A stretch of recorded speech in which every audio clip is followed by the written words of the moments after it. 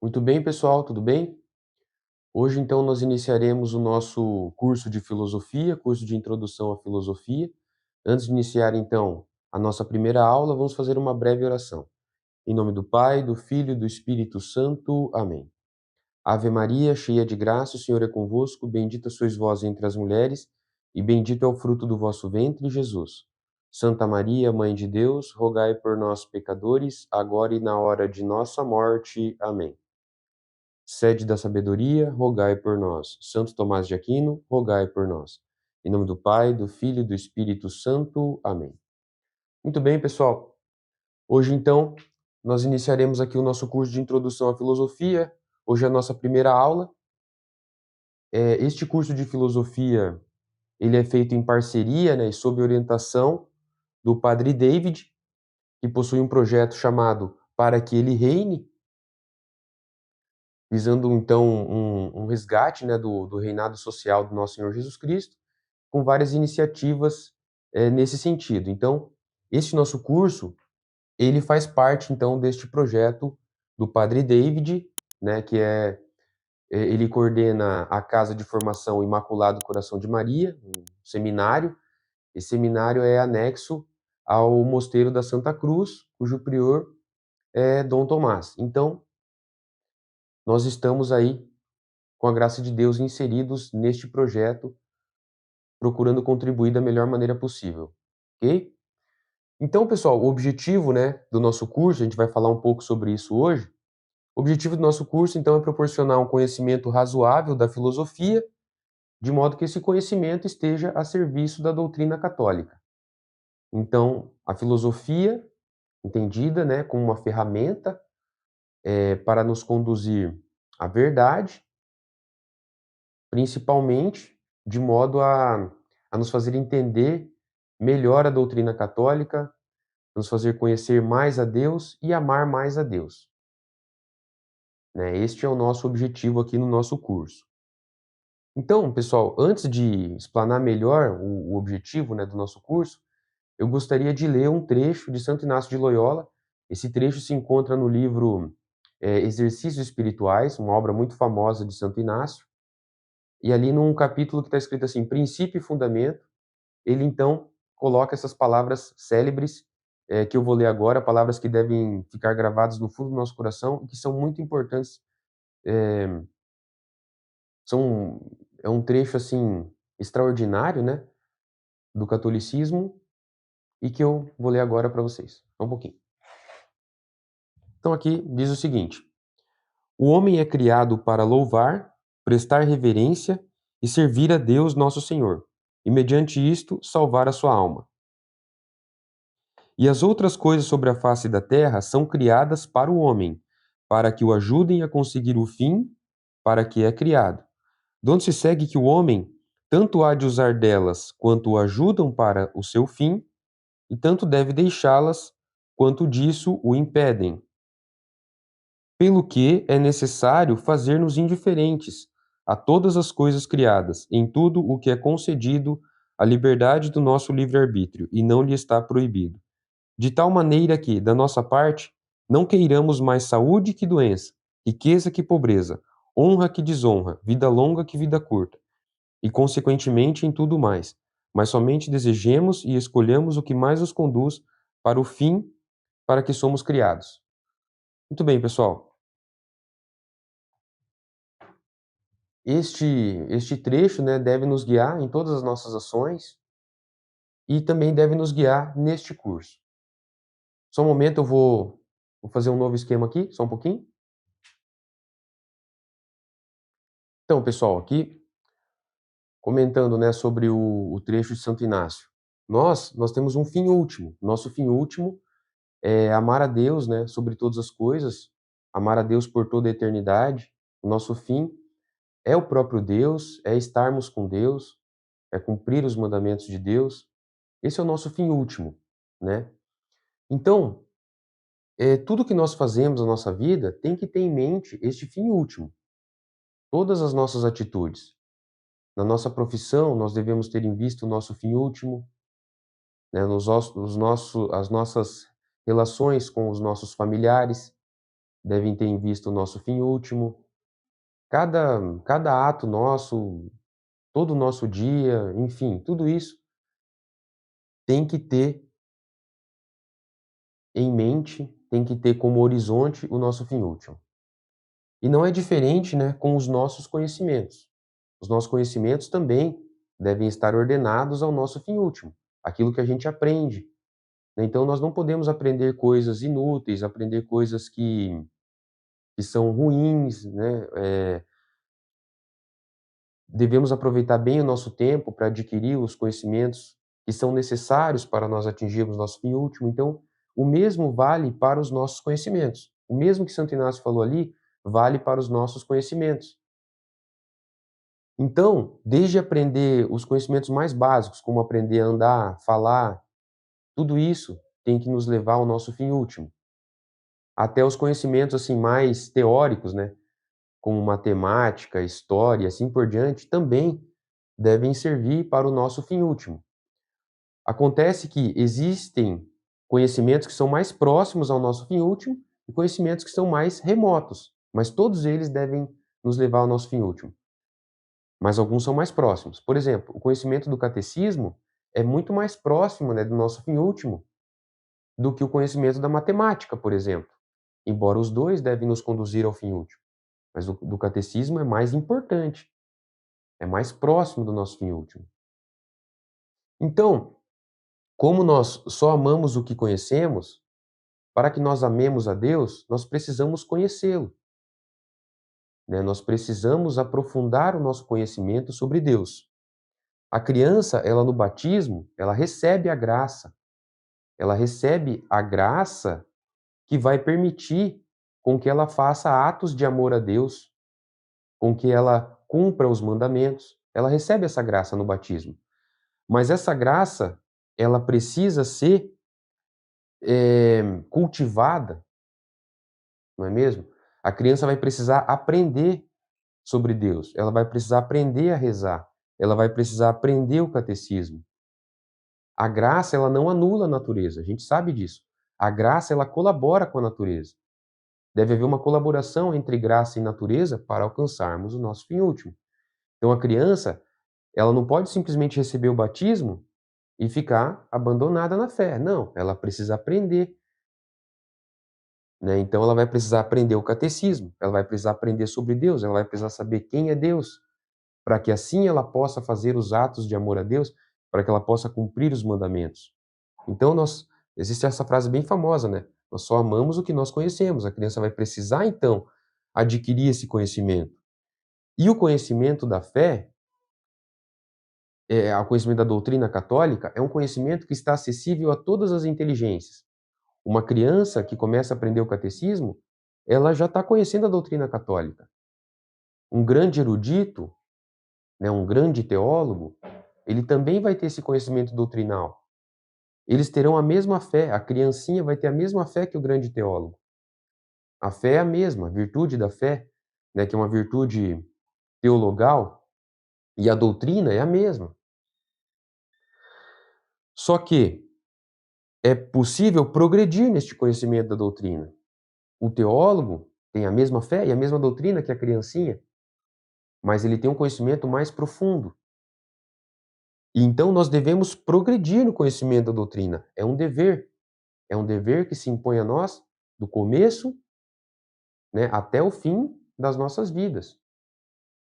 Nós devemos estar sempre caminhando para progredir neste conhecimento da doutrina, sempre entendendo mais sobre Deus, sempre buscando saber mais sobre Deus, mas só para saber? Não, para amar a Deus, para amar ainda mais a Deus, para amar a Deus cada vez mais. Então, é esse o objetivo dos nossos conhecimentos.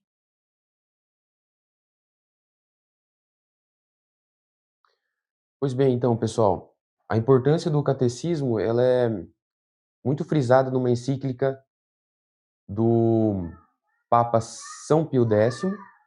O nome dessa encíclica é Acerbo Nimis. Então ali se fala, né, se orienta bastante os padres para a importância da doutrina, de passar o catecismo para os fiéis, etc. Nós como pais também sabemos que nós temos esse dever, né, de catequizar os nossos filhos e assim por diante.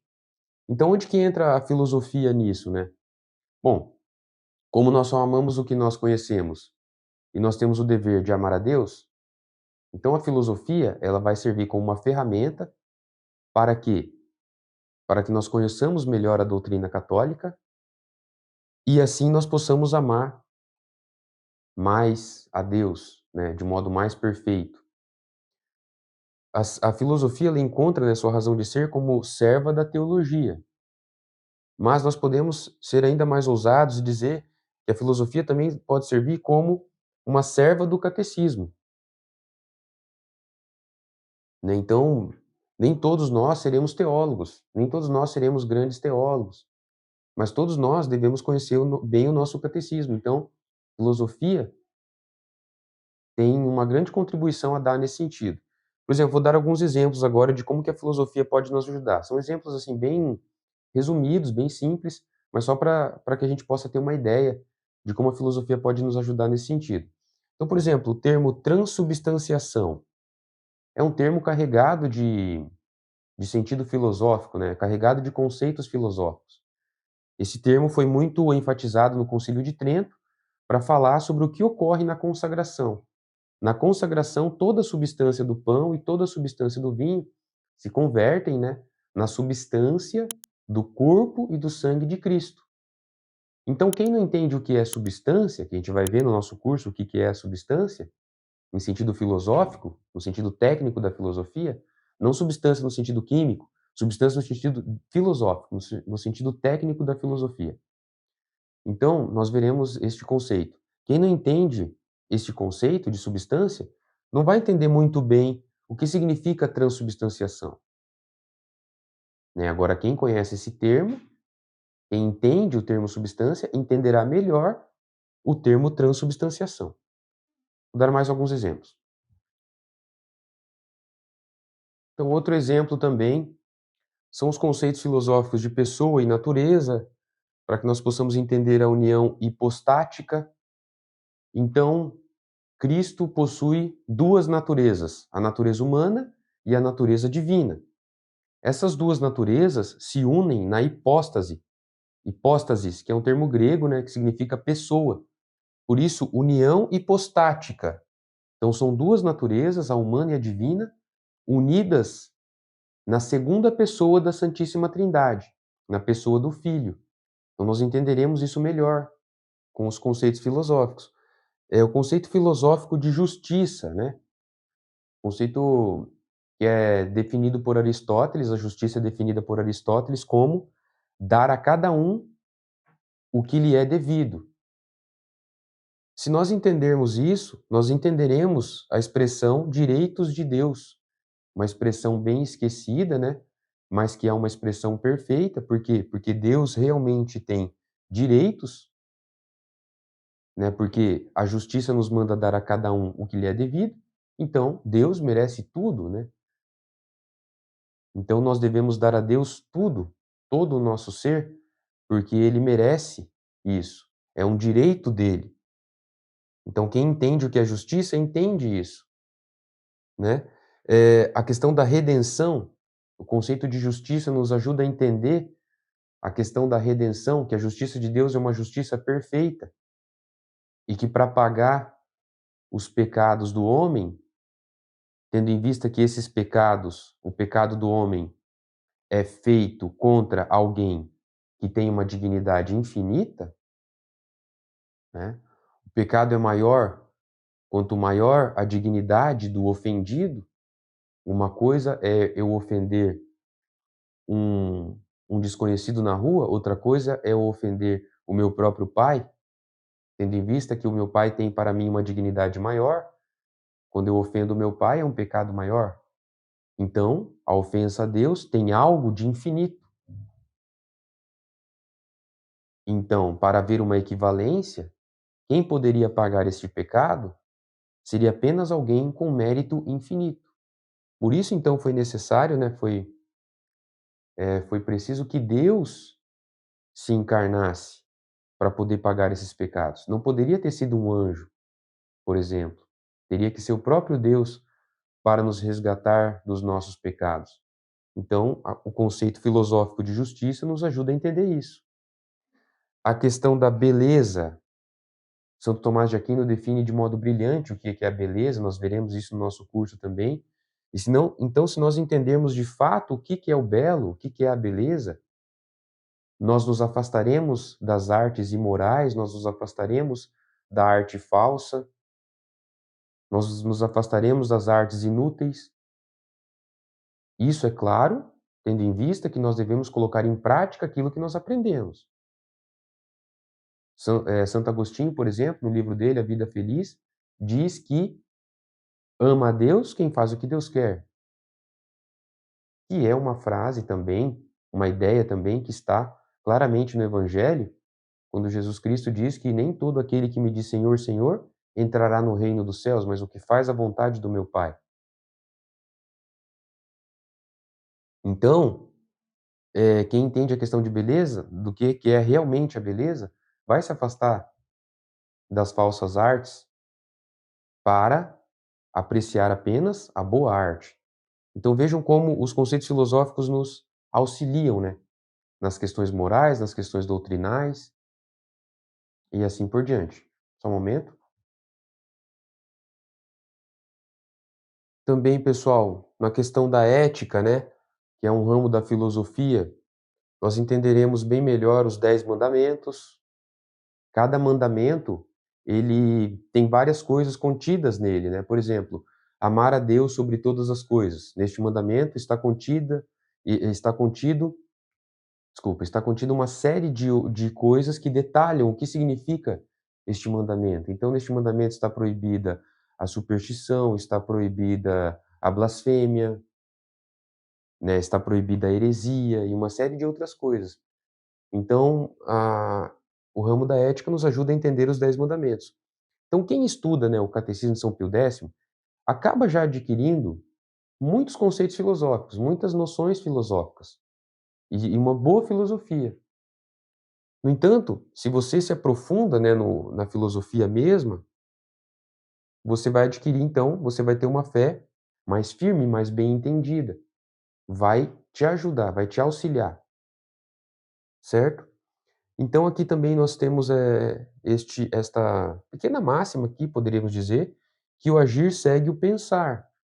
Então, assim como uma boa filosofia, ela purifica o nosso pensamento, né, uma boa filosofia, ela nos dá bons princípios e nos ajuda a ordenar as nossas ações, da mesma forma, do lado oposto, uma má filosofia, uma filosofia deficiente, uma filosofia falsa, ela confunde o nosso pensamento, ela torna o nosso pensamento confuso e nos leva ao erro, tanto erros teóricos quanto práticos. Daí então a importância de uma boa filosofia, de uma filosofia verdadeira, da filosofia verdadeira, melhor dizendo. Então, pessoal, isso aqui foi um pequeno resumo, um pequeno apanhado de como vai ser mais ou menos o nosso curso, do objetivo que nós temos com o nosso curso. E agora então nós iniciaremos o conteúdo propriamente dito do nosso curso. Então, como diz o Aristóteles nos ensina, que nós devemos partir do simples para o complexo. Então, o primeiro conteúdo que eu queria dar para vocês, que eu gostaria de dar para vocês, é o que é filosofia. Né? Eu sei que vocês já têm uma ideia do que é filosofia, mas nós vamos começar com este conteúdo. Porque a primeira coisa que o ser humano pergunta quando ele se depara com algo que ele não conhece é o que é quid est em latim, né? Quid est. Então, se você suponhamos que você nunca tivesse visto uma régua, e alguém te apresentasse uma régua, você perguntaria: "O que é isso?", né. Então, mesma coisa aqui com a filosofia. Primeira coisa, então, nós vamos saber o que é filosofia. Então nós, teremos aí umas 4 aulas, mais ou menos, explicando o que é filosofia. Claro que nisso nós abarcaremos vários conceitos filosóficos, abarcaremos, alguns filósofos. Então nós aprenderemos algumas outras coisas, mas focado no que é filosofia. Então nós vamos aprender ao mesmo tempo o que é filosofia e ao mesmo tempo alguns conceitos filosóficos e também ao mesmo tempo alguns filósofos, né, antigos. Então, que deram origem à filosofia, né. Então nós vamos aprender tudo isso ao mesmo tempo, focado em saber o que é filosofia. Depois nós começaremos a passar para outros conteúdos, metafísica, lógica, e assim por diante durante o nosso aí, 1 ano de curso, ok? Então, pessoal, só um pouquinho. Muito bem, então, pessoal, para entender, né, o que é filosofia, nós faremos um pequeno apanhado histórico para a filosofia ela se consolidar, para que ela se consolidasse, demorou 3 séculos. Então nós começamos ali com os pré-socráticos, foi um período embrionário, um período de elaboração, aí depois vem um período de decadência com os sofistas, e por fim vem um período de maturidade, que é Sócrates, Platão e Aristóteles, né. Platão foi discípulo de Sócrates e Aristóteles foi discípulo de Platão. Então ali, com Aristóteles, sim, a filosofia ela ganha, ela atinge a sua maturidade.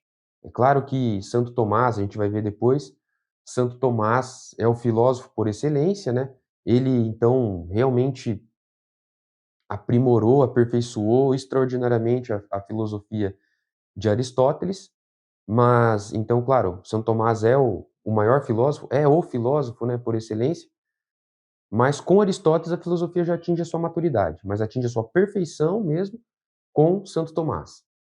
Então atinge a maturidade com Aristóteles, mas a perfeição com Santo Tomás. Então, nós vamos falar agora, assim, desde o começo, algumas coisas, para nós entendermos para que lá no final dessas 4 aulas nós entendamos o que é a filosofia. Então esse período, né, de elaboração durou 3 séculos, então começou com os pré-socráticos, e é considerado como o primeiro filósofo o Tales de Mileto. Então Tales de Mileto nasceu em 624 a.C. e morreu em 547 a.C. São datas aproximadas, porque como são muito antigos, não temos uma documentação assim muito categórica, né, a respeito dessas datas, mas é aproximado então. Então Tales de Mileto também não temos muito acesso ao que ele escreveu, à argumentação que ele utilizou, porque também muita coisa se perdeu, né. Então nós temos o conhecimento dele pela chamada tradição oral indireta. Então é algo assim, não é muito exato, enfim, mas nós podemos saber algumas coisas. Então o Tales de Mileto, assim como outros pré-socráticos, eles buscavam entender a questão do princípio, ou em grego, né, arché. Este princípio era entendido, né, como algo que explicasse toda a realidade, como algo que formasse toda a realidade, né, para onde todas as coisas vão, de onde todas as coisas vêm. Então esse era mais ou menos o princípio que eles buscavam, um princípio, natural, um princípio físico, né. Então o Tales de Mileto disse que esse princípio era a água. Então, para Tales, a água formava todas as coisas. Quando todas as coisas acabassem, elas iriam se tornar água novamente. Então vamos entender mais ou menos o que isso significa. Então, para Tales de Mileto, esse quadro aqui, ele é formado de água, né. "Ah, mas como? O quadro é de madeira". Sim, mas aqui a madeira, ela é uma água em forma de madeira, digamos assim, uma água que, se eu pudesse decompor o quadro no elemento mais básico, eu encontraria água, né, e não teria como você transformar a água num elemento mais básico. A água é o elemento mais básico, mais, primordial, mais elementar, é a água. E ela dá origem a todas as coisas. E quando tudo se decompõe, volta a se transformar em água. Então, mais ou menos a argumentação que ele utilizava para defender isso era o seguinte, que, nos lugares onde você tem água, você tem vida, mas onde não tem água, não há vida, né. Então era uma das argumentações que ele utilizava para defender a água como primeiro princípio. Então esse princípio, né, que eles buscavam era tinha relação com a physis, no sentido de natureza primordial, então era a physis, né, esse princípio, esse elemento primordial, natural, e esse princípio ele era entendido, como 3 coisas, 3 3 aspectos, né, desse princípio. Ele é a origem, porque é de onde tudo vem, ele é a foz, que é onde tudo acaba. O que é a foz, né? A foz é onde acaba um rio, né? Então, por exemplo, Foz do Iguaçu. a cidade Foz do Iguaçu, né. Você tem o rio Iguaçu, ele termina no rio Paraná. Então ali você tem a foz, né, do Iguaçu. Então o final do rio, onde o rio acaba. Então onde as coisas acabam é a sua foz, onde as coisas vão desaguar, onde elas vão, se desmanchar no fim. Elas vão se deteriorar e voltar a ser água de novo. Ou outro princípio defendido, né. Então esse princípio é a origem, é a foz e é o sustentáculo. É o que também mantém as coisas no ser. Então esse princípio é a origem, a foz e o sustentáculo. E para Tales de Mileto, este princípio, né, é a água. Vamos ver agora outro filósofo, só um pouquinho. Tudo bem, pessoal? Aqui na continuação vamos ver mais um filósofo pré-socrático chamado Anaximandro. Ele foi discípulo, né, de Tales de Mileto, e ele discordou de Tales de Mileto, dizendo que o princípio não era a água, o princípio era o apeiron. Então aqui tá, né, esqueci de dizer aqui a data de nascimento e de morte aproximados, né, 610 a.C., 546 a.C. Então Anaximandro disse que o princípio de tudo era o chamado apeiron. Ele entendia esse apeiron, que é o infinito, mais ou menos isso, é o não limitado, né, a de negação e peiron limite, né, então algo que não tem limites, limites aqui entendido no sentido de características.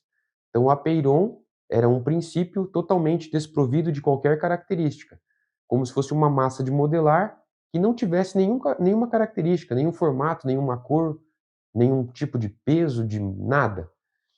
Então essa massa de modelar, né, digamos assim, ela poderia se transformar em qualquer coisa, porque ela não tinha nenhuma característica. Então, como ela não tinha nenhuma característica, ela pode então se transformar em qualquer coisa, em água, em pedra, em terra. Então este era um princípio. O princípio só podia ser algo assim, que fosse ilimitado, que não tivesse nenhum tipo de característica. Então essa é a ideia do Anaximandro. Então, pessoal, aqui só para fazer um pequeno parênteses, nós não devemos, parece-nos pueril, né, essas ideias dos pré-socráticos, está dizendo que tudo é água, né, não faz sentido nenhum isso. Ou está dizendo que é o apeiron, ou seja, não faz sentido. Nós temos que entender o seguinte: em primeiro lugar, esses são os primeiros filósofos, né, então eles estão, eh, procurando a verdade, né, eles buscam aqui entender o que a coisa realmente é.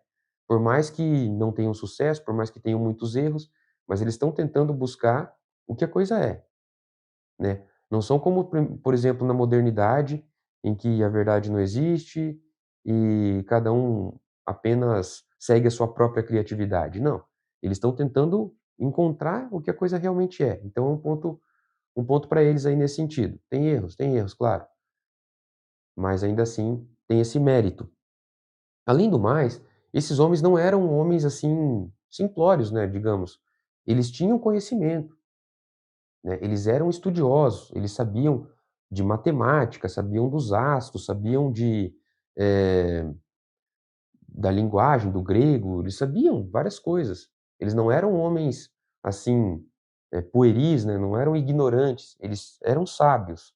Por exemplo, Tales de Mileto, conta-se uma história sobre ele, em que ele, eh, sendo filósofo, né, sendo um sábio, por outro lado ele não tinha dinheiro, então ele era censurado por isso. Tem também outra história dele que ele como ele observava muitos astros, um dia ele estava observando os astros e caiu num buraco, né, aí veio uma senhora e deu risada dele, enfim, falando: "Ah, você olha para os astros e não vê o que está, na sua frente, né". Então acaba zombando dele ali. Mas enfim, é outra anedota sobre ele. Mas tem uma história sobre ele que conta assim, que ele era censurado, então, por não ter dinheiro, né, e aí ele pega e faz uma ele ele faz o seguinte. Ele faz um plano, digamos assim, para mostrar como que o objetivo do filósofo não é ter dinheiro, mas se o filósofo quisesse, ele poderia ter dinheiro. Então ele faz o seguinte, com os estudos dele astronômicos, com os seus estudos astronômicos, ele prevê um eclipse não, desculpa. Com os seus estudos astronômicos e climatológicos, de clima, etcétera, ele prevê que haverá uma colheita muito abundante de azeitonas. Com alguma antecedência, ele faz essa previsão. E aí ele faz o seguinte: ele adquire todas ou quase todas as prensas de azeitona daquela região ali. E fica tudo para ele, aquelas prensas, aquelas tipos de máquinas da época que eram utilizadas para prensar azeitona.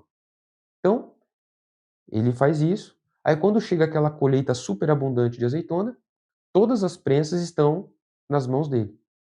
E ele então aluga essas prensas, por um preço alto. E assim consegue ganhar dinheiro, né. Independente aqui da licitude ou não da sua ação, né, porque provavelmente não é lícito isso, esse tipo de essa atitude dele não foi moralmente algo bom, digamos assim, né. No entanto, aqui não é essa a questão que nós estamos tratando, nós estamos simplesmente mostrando como, eh, ele era um homem sábio, como ele não estava de brincadeira. Realmente ele entendia, né, das coisas, enfim, e estava ali tentando encontrar a verdade. Além do mais, ele já mostra que existe, né, a tentativa de buscar um princípio, de buscar algo que explique toda a realidade. Então ali tem algum avanço, né, então tem méritos. Então, no caso é isso, né, queria fazer esse pequeno parênteses para não pensar que: "Ah, só estão falando esses pré-socráticos aí só falam bobagem". Não, não é isso, tá. Temos que, respeitar, mesmo que tenha esses erros, nós devemos ver os erros, né, claro, eh, evitar os erros, mas nós estamos aqui vendo como a filosofia se formou. Então, né, tem erros, mas nós devemos reconhecer também os méritos. Então é isso, pessoal. Agora vamos então para o Anaxímenes. Anaxímenes, então, nasceu em 585 a.C., morreu em 528 a.C. Anaxímenes dizia que o princípio de tudo não era nem a água e não era nem o apeiron, era o ar. O ar é o princípio de tudo, né? O ar que formava todas as coisas, o ar que tudo ia, quando tudo acabasse, voltaria a ser ar, o ar que sustenta todas as coisas no ser, e assim por diante. Então ele dava uma explicação de como o ar fazia isso. E o ar fazia isso por dois tipos de movimento: a rarefação e a condensação. A rarefação é o ar se expandir, se tornar mais rarefeito, se tornar menos concentrado. Essa é a rarefação. E a condensação é o oposto: o ar se tornar mais concentrado, o ar se juntar, se condensar, correto? Então, por exemplo, como que o ar dá origem ao fogo? Pela rarefação. O ar se expande e gera o fogo. Como o ar gera a condensa, como que o ar gera a água? Mediante a condensação. O ar se condensa, vira água. Se o ar se condensar mais ainda, vira pedra. Se ele se condensar mais ainda, vira, desculpa, se condensar mais ainda, vira terra. E se condensar mais ainda, vira pedra, né? Então, através desse movimento, o ar dá origem a todas as coisas. E ele fala que o ar se presta melhor a esse papel porque o ar está em constante movimento. Então, por ele estar em constante movimento, ele consegue, né, dar origem a todas as coisas dessa maneira. Vamos ver agora o nosso último filósofo de hoje, só um pouquinho. Aqui então, pessoal, o nosso último filósofo de hoje, né, o Heráclito, filósofo bem conhecido, né, que nasceu em 540 a.C., morreu em 470 a.C. A ideia mais marcante do Heráclito é a ideia de que tudo flui, né? Tudo flui. Ele dizia assim: tudo está em constante mudança. Existe uma analogia bem conhecida relacionada a Heráclito, que é que um homem não pode se banhar duas vezes no mesmo rio. Por quê? Porque na segunda vez ele não será mais o mesmo homem e o rio também não será mais o mesmo. Então, isso é chamado de devir, essa constante mudança de todas as coisas. Essa ideia tem algo de verdadeiro, porque de fato as coisas realmente estão em constante mudança, em um sentido, né? Por exemplo, este quadro aqui, daqui 5.000 anos, ele terá virado pó, então ele, ele terá se deteriorado. Mas essa deterioração do quadro não ocorrerá somente daqui a 5.000 anos. Ela está ocorrendo neste exato momento. Neste exato momento, este quadro está em deterioração, embora nós não consigamos perceber. Da mesma maneira, se você pudesse olhar seu rosto durante 10 anos, você veria que ele sofreria uma mudança muito, significativa. Se você olhar por um minuto, você não vai perceber nada, mas se você olhar uma foto sua de 10 anos atrás, você vai perceber uma mudança significativa. Essa mudança não ocorreu de uma hora para outra, ela ocorreu gradativamente em cada instante da sua vida, né. Então, realmente, nesse sentido, as coisas estão mesmo, em constante mudança. Só que essa ideia é uma ideia incompleta, e Aristóteles vai se encarregar de provar isso, né. As coisas estão em constante mudança, mas não é tudo está em constante mudança. Por exemplo, vamos pegar de novo o exemplo do rio. Um homem não pode se banhar 2 vezes no mesmo rio. Ok, ele vai ter mudado, mas ele vai ter deixado de ser quem ele é? Ele vai ter deixado de ser o João? Ele vai ter deixado de ser um homem? Não. Então nem tudo está em constante mudança. O fato de ele ser um ser humano não mudou. Ele não se transformou em outro animal, não se transformou numa árvore, não se transformou numa pedra. Não, ele continuou sendo o João, continuou sendo aquele homem, mesmo que tenha mudado algumas condições físicas dele, ele continua sendo o João. O rio não se transformou num vulcão, né, o rio não se transformou num oceano, não, continuou sendo um rio. Então, existem coisas que permanecem durante a mudança. A mudança ocorre, mas existem coisas que permanecem. Aí então nós veremos noção de, essência, né, ato e potência, e tudo mais que o Aristóteles se encarregou de explicar para nós, né, para mostrar que nem tudo está em constante mudança.